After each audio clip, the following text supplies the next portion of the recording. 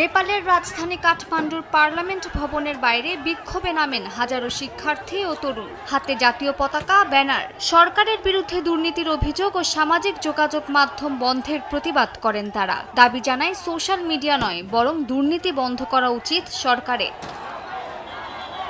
Police বিক্ষোভকারীদের আটকাতে কাঁটাতারের barricade বসায়, কিন্তু বিক্ষোভকারীরা ব্যারিকেড ভাঙার চেষ্টা করলে টিয়ার গ্যাস, জল কামান ও রাবার বুলেট ছোড়ে পুলিশ। শুরু হয় সংঘর্ষ। মুহূর্তেই রণক্ষেত্রে পরিণত হয় পার্লামেন্ট ভবনের আশপাশ। এ সময় বেশ কয়েকজন আন্দোলনকারী হতাহত হন। পরিস্থিতি নিয়ন্ত্রণে আনতে সংসদ এলাকা ঘিরে কারফিউ জারি করেছে প্রশাসন। এই বিক্ষোভের সূচনা হয় গেল সপ্তাহে সরকারের বিতর্কিত সিদ্ধান্ত ঘিরে। প্রধানমন্ত্রী কেপি শর্মা ওলি সরকার ২৬টি সামাজিক যোগাযোগ মাধ্যম বন্ধ করে দেয়। এর মধ্যে রয়েছে ফেসবুক, ইনস্টাগ্রাম, হোয়াটসঅ্যাপ ও সিগন্যাল। ভুয়া আইডি থেকে ভুয়া খবর ছড়াতে এসব প্ল্যাটফর্ম ব্যবহার করা হচ্ছে বলে দাবি প্রশাসনের।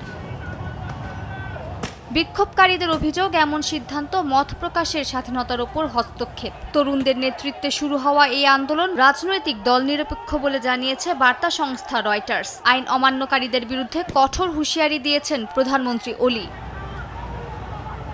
মালিহা সুহরওয়ার্দী, সময় সংবাদ।